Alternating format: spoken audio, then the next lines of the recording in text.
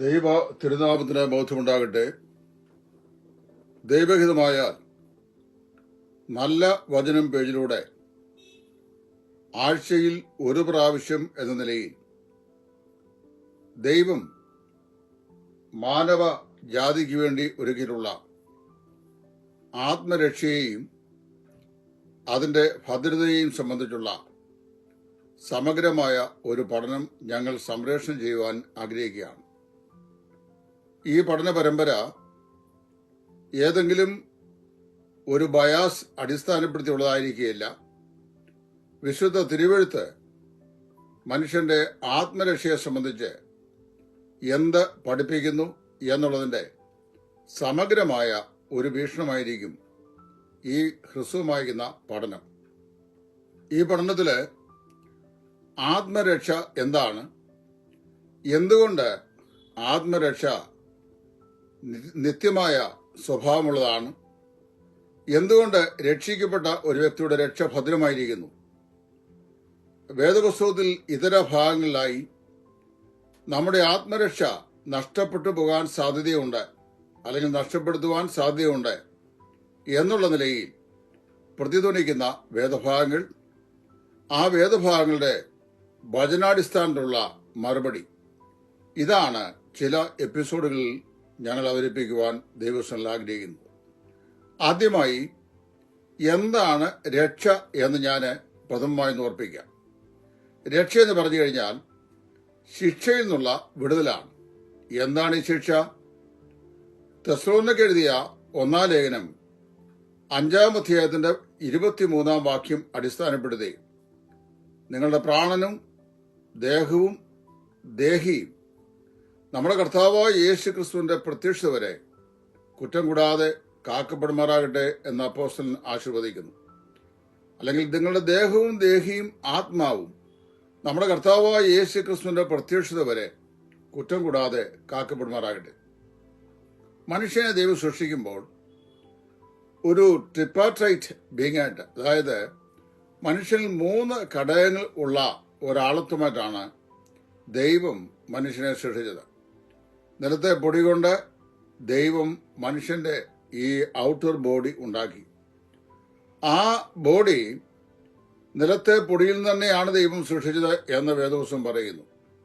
Carbon, silicon, potassium, magnesium, manganese, iron, copper, silver, gold, sodium chloride, fat, water എന്നിങ്ങനെ മണ്ണിൽ കാണുന്ന രാസഘടകങ്ങളുടെ 16-17 രാസയൗഗികങ്ങൾ മനുഷ്യ ശരീരത്തിൽ നിന്ന് വേർതിരിച്ചെടുക്കുവാനായിട്ട് സാധിക്കും. അതുകൊണ്ടാണ് മനുഷ്യനെ മണ്ണിൽ തന്നെ എടുത്തു എന്ന് വിശ്വസിക്കപ്പെടുന്നതിന്റെ അതിപ്രധാനമായ ഒരു കാരണം. അങ്ങനെ ദൈവം മനുഷ്യന്റെ ഈ ഔട്ടർ ഫ്രെയിം ഉണ്ടാക്കി. ആ ഔട്ടർ ഫ്രെയിം പോലെ തന്നെ അവനിൽ ഒരു ആത്മാവിനെയും ദൈവം നൽകി. അതായത് ബാഹ്യശരീരം എങ്ങനെയോ തത്തുല്യമാകുന്ന ഒരാന്തരിക ശരീരം അല്ലെങ്കിൽ ആത്മശരീരം ഉള്ളവനായിട്ടാണ് ദൈവം മനുഷ്യനെ സൃഷ്ടിച്ചത്. അങ്ങനെ സൃഷ്ടിച്ച ഈ മനുഷ്യന്റെ മൂക്കിൽ ദൈവം ജീവശ്വാസം മോദി മനുഷ്യൻ ജീവനുള്ള ദേഹിയായി തീർന്നു എന്നാണ് വായിക്കുന്നത്. അങ്ങനെ മനുഷ്യൻ എന്ന് പറയുന്ന ഈ വളരെ അത്ഭുതാവഹമായ സൃഷ്ടിയിൽ മനുഷ്യനിൽ 3 ഘടകങ്ങളുണ്ട്: ദേഹം, ദേഹി, ആത്മാവ്. ദേഹം അത് നമുക്ക് വിസിബിളാണ്, കാണാൻ കഴിയുന്നതാണ്. ആ ദേഹി എന്ന് പറയുന്നത് ഈ ദേഹത്തിന്റെ ഫംഗ്ഷനുകൾക്ക്, പ്രവർത്തനത്തിന് ദൈവം നൽകിയിരിക്കുന്ന ഊർജമാണ്. ആത്മാവ് അകമേ ഉള്ള മനുഷ്യനാണ്. ഈ മനുഷ്യനെ ദൈവം സൃഷ്ടിച്ച ശേഷം ദൈവത്തോട് അനുസരണക്കേട് കാണിച്ച് മനുഷ്യൻ പാപത്തിൽ നിബന്ധിച്ചു എന്ന് വേദപുസ്തകം പറയുന്നു. അങ്ങനെ പാപത്തിൽ വീണുപോയ മനുഷ്യൻ ദൈവം വിലക്കിയ കനിയായിരുന്ന തോട്ടത്തിന്റെ നടുവിലുള്ള വൃക്ഷത്തിന്റെ ഫലം തിന്നുന്ന ആൾ നീ മരിക്കും എന്ന് ദൈവം മനുഷ്യൻ പറഞ്ഞു. മരണമെന്ന വാക്കിന് തന്നെ ശരിയായ ഒരു നിർവചനം കൊടുത്താൽ വേർപാട് എന്നാണ് അർത്ഥം, സെപ്പറേഷൻ എന്നാണ് അർത്ഥം. നീതിമാനും വിശ്വസ്തനും പരിശുദ്ധനും ജീവനുള്ളവനുമായ ദൈവത്തിന്റെ ജീവനോടുകൂടിയാണ് ദൈവം മനുഷ്യനെ സൃഷ്ടിച്ചത്. ദൈവത്തോടുള്ള സഹിത്വം ദൈവം അവന് അനുവദിച്ചിരുന്നു. ദൈവം തോട്ടത്തിൽ വരികയും മനുഷ്യനുമായി ഫെലോഷിപ്പ് ഉണ്ടാവുകയും ചെയ്തിരുന്നു. എന്നാൽ മനുഷ്യൻ അനുസരണക്കേട് കാണിച്ച് പാപം ചെയ്തപ്പോൾ നാം വായിക്കുന്നത് തേജോമയനായ ദൈവത്തിൽ നിന്ന് മനുഷ്യൻ സെപ്പറേറ്റ് ചെയ്യപ്പെട്ടു, അകന്നുപോയി. അപ്പൊ ദൈവത്തിൽ നിന്ന് മനുഷ്യന്റെ ആത്മാവും മനുഷ്യന്റെ ദേഹവും മനുഷ്യന്റെ ദേഹിയും വേർപെട്ട് പോയ അനുഭവത്തെയാണ് മരണം എന്ന വാക്കുകൊണ്ട് നിർവചിക്കാൻ സാധിക്കുക. മരണം എന്ന വാക്കിന് പലരും കൊടുക്കുന്ന നിർവചനം വാസ്തവത്തിൽ വേദവസ്തു നൽകുന്ന നിർവചനവുമായി യാതൊരു ബന്ധവുമില്ല. മനുഷ്യന്റെ ദേഹി ആത്മാക്കൾ സൃഷ്ടാവായ ദൈവത്തിൽ നിന്ന് വേർപെട്ടു പോയ അനുഭവത്തെയാണ് മരണം എന്ന വാക്കുകൊണ്ട് അർത്ഥമാക്കുന്നത്.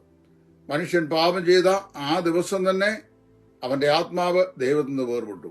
അപ്പൊ മനുഷ്യന് വാസ്തവത്തിൽ ദൈവത്തോട് ബന്ധമില്ലാതായി. അവന്റെ ദേഹി, അതായത് ജീവൽ പ്രക്രിയ, അത് ക്ഷയത്തിന് വിധേയമായി തീർന്നു. അന്ന് മുതൽ അവന്റെ ആയുസ്സിന്റെ ദൈർഘ്യം കുറയാൻ തുടങ്ങി. അതുമുതൽ അവന്റെ ദേഹവും നിത്യമായ വേർപാടിന് യോഗ്യമുള്ളതായി മാറി. അപ്പൊ മനുഷ്യൻ വാസ്തവത്തിൽ പാപം നിമിത്തം ദൈവത്തിൽ നിന്ന് എന്നേക്കുമായി അകന്നുപോയി. ദൈവത്തിൽ നിന്ന് എന്നേക്കുമായി അകന്നുപോയ മനുഷ്യനെ വാസ്തവത്തിൽ നിത്യമായ ഒരു ശിക്ഷയുണ്ട്. ദൈവം നീതിമാനും പരിശുദ്ധനുമാണ്. ദൈവത്തിന്റെ സിംഹാസനം നീതിയുള്ളതാണ്. നീതിയുള്ള തന്റെ സിംഹാസനത്തിൽ നിന്ന് മനുഷ്യന്റെ നീതികേടിനെതിരെ ദൈവത്തിന് പ്രതികരിക്കാതിരിക്കാൻ സാധിക്കുകയില്ല. അതുകൊണ്ട് ദൈവം മനുഷ്യനെ ശിക്ഷിക്കാൻ തന്നെ തീരുമാനിച്ചു. ആ ശിക്ഷയാണ് മനുഷ്യന് ഒരിക്കൽ മരിക്കുകയും പിന്നെ ന്യായവിധിയും എന്ന് എബ്രായർ 9:27 പറഞ്ഞിരിക്കുന്നത്. അങ്ങനെ ന്യായം വിധിക്കപ്പെട്ടാൽ പാപിയായ മനുഷ്യന്റെ ആത്മാവ് പരിശുദ്ധനും നിത്യനും നീതിമാനുമായ ദൈവത്തിൽ നിന്ന് നിത്യകാലം വേർപെട്ട് നിത്യ നരകാഗ്നി എന്ന ശിക്ഷാവിധിയിലേക്ക് പോകുന്ന അനുഭവത്തെയാണ് പാപത്തിന്റെ ശമ്പളമായ മരണം എന്ന് പറയുന്നത്.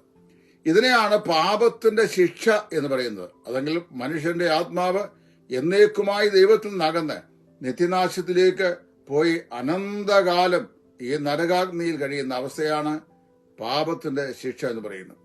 ആ ശിക്ഷയിൽ നിന്ന് ദൈവം മനുഷ്യനൊരുക്കിയ രക്ഷയാണ് ആത്മരക്ഷ അല്ലെങ്കിൽ വീണ്ടെടുപ്പ് എന്ന വാക്കുകൊണ്ട് അർത്ഥമാക്കുവാൻ സാധിക്കുന്നത്. ഞാൻ അതേക്കുറിച്ച് പറയുമ്പോൾ വളരെ വ്യക്തമായി പറയാൻ ആഗ്രഹിക്കുന്ന 3 കാര്യങ്ങൾ. ഒന്ന്, നമ്മൾ രക്ഷയെ 3 തലങ്ങളിൽ വേണം ചിന്തിക്കാൻ. ഒന്ന്, ആത്മരക്ഷ. ആത്മരക്ഷ നാം പ്രാപിക്കുന്നത് കർത്താവായ യേശുവിനെ രക്ഷിതാവും കർത്താവുമായി സ്വീകരിക്കുമ്പോഴാണ്. എഫേസ്യ ലേഖനം 2:4 മുതൽ 8 വരെയുള്ള വാക്യങ്ങളിലും റോമാലേഖനം 8-ാം അധ്യായത്തിന്റെ 10-ാം വാക്യങ്ങളും പരസ്പരം നിബന്ധിപ്പിച്ച് പഠിക്കുമ്പോൾ നാം വായിക്കുന്നു, ക്രിസ്തുവിനോടുകൂടെ ഒരു വ്യക്തിയെ ദൈവം ജീവിപ്പിച്ച് അവനെ ക്രിസ്തുവിന്റെ ജീവന്റെ പങ്കാളിയാക്കി തീർക്കുന്ന ദൈവിക പ്രവൃത്തിയാണ് ആത്മരക്ഷ എന്ന് പറയുന്നത്.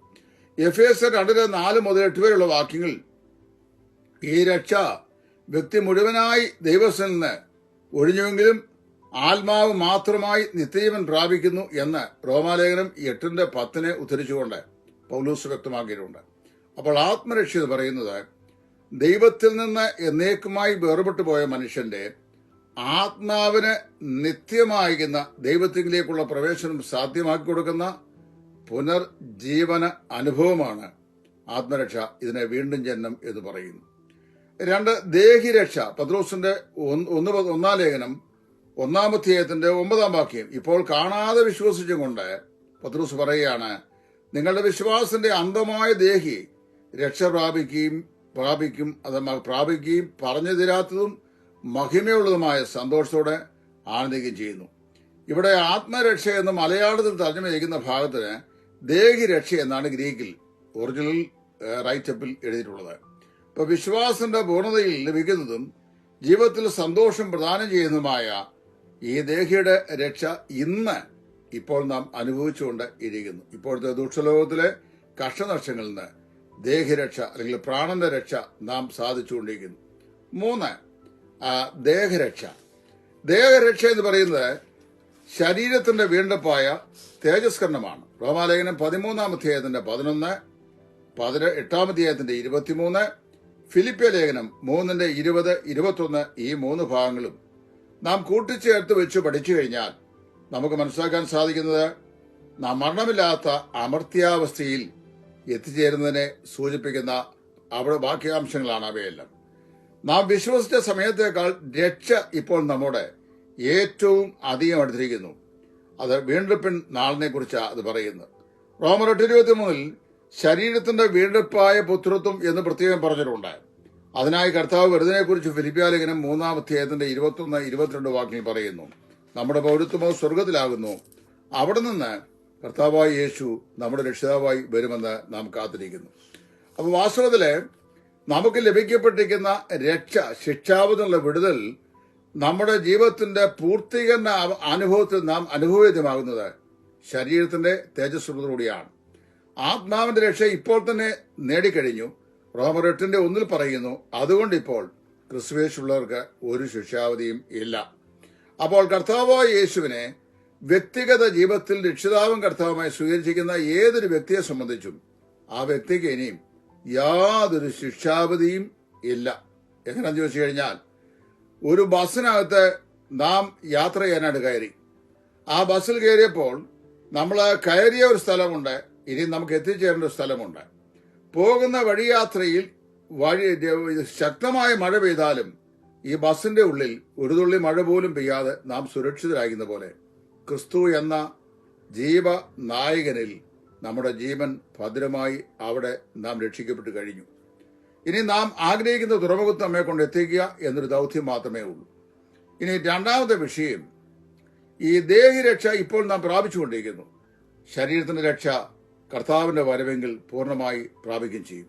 അപ്പോൾ കർത്താവായ യേശുവിൽ വിശ്വസിച്ച മാത്രയിൽ ആത്മരക്ഷ, അതിനുശേഷം മരണം വരെയുള്ള നാളുകളിൽ ദേഹിയുടെ രക്ഷ, അതിന്റെ പുരോഗമനപരമായ തത്വത്തിൽ നാം അനുഭവിക്കുന്നു. കർത്താവിന്റെ വരവെങ്കിൽ ശരീരത്തിന്റെ പുനരുത്ഥാനത്തോടെ തേജസ്കരണം സംഭവിക്കുന്നു.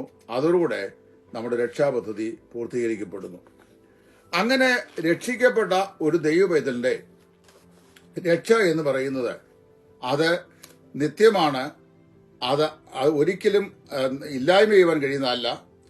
ആരും ഉദ്ദേശിക്കുന്ന പോലെ നശിച്ചു പോകുന്നതോ സ്വയമായി ഒരാൾക്ക് നശിപ്പിക്കാൻ കഴിയുന്നതോ അല്ല എന്നുള്ളതിലേക്ക് എന്തുകൊണ്ട് നമ്മുടെ രക്ഷ ദൈവസ്ഥനിൽ ഭദ്രമായിരിക്കുന്നു എന്നതിനെ സൂചിപ്പിക്കുവാനാണ് ഞാൻ ഈ ദിവസങ്ങളിലായി ഈ വചനഭാഗം പറയാൻ ആഗ്രഹിക്കുന്നത്. ചില ആളുകൾ ചിന്തിക്കുന്ന പോലെ വളരെ ഈസിയായ ഒരു ക്ലാസ് അല്ല ഇത്. എന്റെ കഴുത്തിലോട്ട് നോക്കി അറിയാം, വിയർത്ത് കുളിച്ച് ഇരുന്നാണ് ഈ ഭജനഭാഗം എടുത്ത് പഠിപ്പിക്കുന്നത്. ഒന്ന്, പല കാരണങ്ങളാലാണ് രക്ഷ ഭദ്രമായിരിക്കുന്നത്. നമ്പർ 1, രക്ഷ കൃപയിൽ അടിസ്ഥാനപ്പെട്ടിരിക്കുകയാണ്. എഫേസ്യർ 2:5 മുതൽ 10 വാക്യങ്ങൾ വായിക്കുമ്പോൾ, കൃപയാൽ അത്രേ നിങ്ങൾ രക്ഷിക്കപ്പെട്ടിരിക്കുന്നു. എഫേസോസിൽ കർത്താവായ യേശുവിൽ വിശ്വസിച്ച വിശുദ്ധന്മാരോട് പൗലോസ് പറയുന്ന വാക്കാണ്. കൃപയാൽ അത്രേ നിങ്ങൾ രക്ഷിക്കപ്പെട്ടിരിക്കുന്നു. പാസ്റ്റ് ഈവന്റാണ് രക്ഷിക്കപ്പെട്ടിരിക്കുന്നു. കൃപയാലല്ലോ നിങ്ങൾ വിശ്വാസം മൂലം രക്ഷിക്കപ്പെട്ടിരിക്കുന്നു. അതും നിങ്ങളിൽ നിന്നുള്ളതല്ല, ദൈവത്തിന്റെ ദാനമത്രയാകുന്നു. ആരും പ്രശംസിക്കാതിരിപ്പാൻ പ്രവൃത്തികൾ എന്നുള്ളതല്ല. നാം അവന്റെ കൈപ്പണിയായി സൽപ്രവൃത്തികൾക്കായി ക്രിസ്തുയേശുവിൽ സൃഷ്ടിക്കപ്പെട്ടവരാകുന്നു. നാം അത് ചെയ്തു പോരേണ്ടതിന് ദൈവം അവ ഒരുക്കിയിരിക്കുന്നു. കൃപയാൽ രക്ഷിച്ചതായി 2 പ്രാവശ്യം ഈ വചനഭാഗത്ത് പറഞ്ഞിട്ടുണ്ട്. എന്താണ് ഈ കൃപ എന്ന് പറയുന്നത്? അനർഹമായ സ്ഥലത്തും സാഹചര്യത്തും യാതൊരു പ്രതിഫലേച്ഛയും കൂടാതെ ദൈവം മനുഷ്യൻ നൽകുന്ന സൗജന്യം അല്ലെങ്കിൽ ദാനമാണ് കൃപ എന്ന് പറയുന്നു. ഇനി അതിന് മറ്റൊരു ഡെഫിനിഷൻ പറഞ്ഞാൽ, it is God's riches available to a believing Christian in Christ suspense. കർത്താവായ യേശു ക്രിസ്തുവിന്റെ ക്രൂശിലെ മരണം എന്ന മുതൽ മുടക്കിൽ തന്നിൽ വിശ്വസിക്കുന്നവർക്ക് ദൈവം യേശു ക്രിസ്തു നൽകിയിട്ടുള്ള സംരക്ഷണം, സമ്പത്ത്, അതാണ് രക്ഷ എന്ന് കൃപ എന്ന് പറയുന്നത്. അപ്പോൾ വാസ്തവത്തില് അതിന് നാം യാതൊരു പ്രവൃത്തിയും ചെയ്തിട്ടല്ല നമ്മൾ രക്ഷിക്കപ്പെട്ടത്. സമ്പൂർണമായും അടിസ്ഥാനപരമായും അത് ദൈവത്തിന്റെ കൃപയാൽ സൗജന്യമായി ദൈവം ചെയ്ത നന്മയാണ്.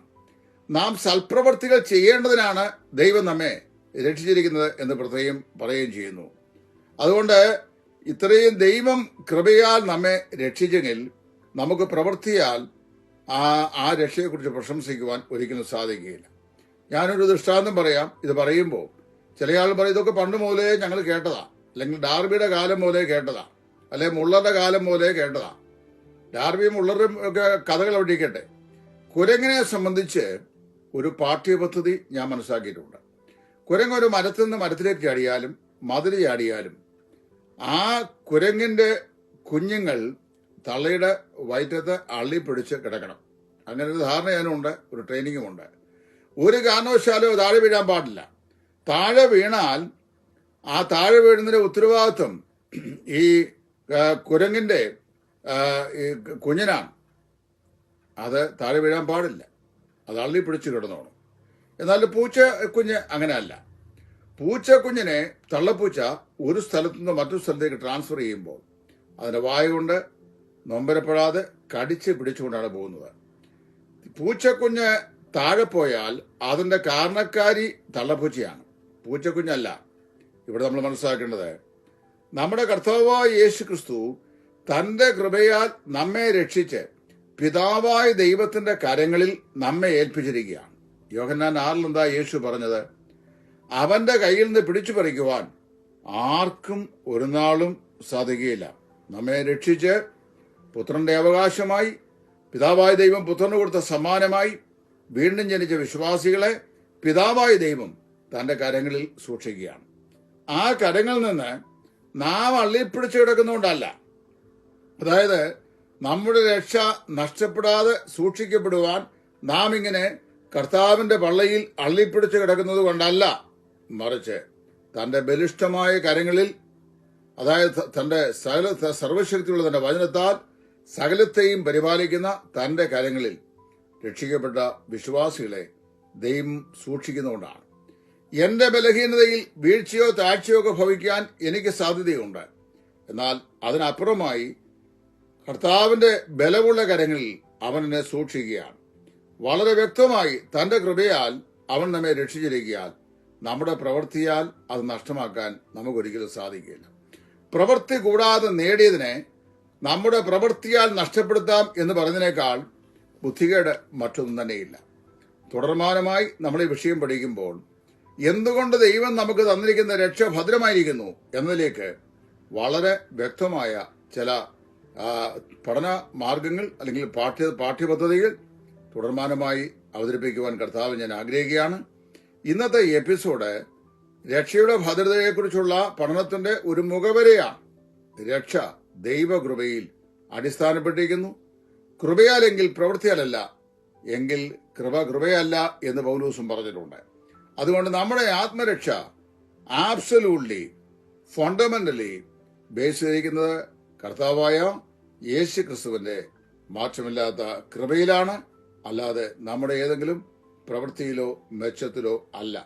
ആകയാൽ കൃപയാൽ നമുക്ക് നൽകിയ ഈ രക്ഷ സൗജന്യവും അത് നിത്യസ്വഭാവമുള്ളതാണെന്ന് വിശുദ്ധ വേദപുസ്തകം നമ്മെ അനുസ്മരിപ്പിക്കുന്നു. കർത്താവിന് വെച്ചാൽ ഈ വിഷയം തുടർന്നും നമുക്ക് പഠിക്കാം. ദൈവം നമ്മെ സഹായിക്കട്ടെ.